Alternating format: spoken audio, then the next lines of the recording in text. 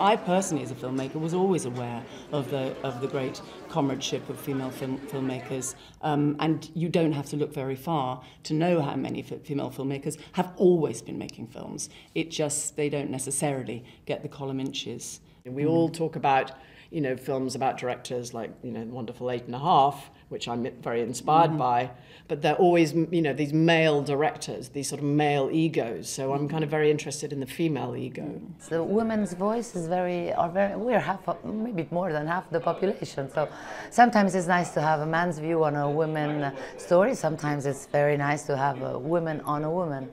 Because maybe, or on a man, of course, absolutely. It's really important to see how we see men and how we want to see men and what we think is heroic and what we think is something worth saluting, you know, and it needn't always be larger than life and it needn't be that kind of toxic masculinity, because that's not what we want.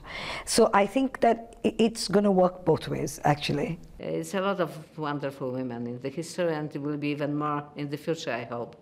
I think that will take over. All my role models were men, and all the films that I loved were about men.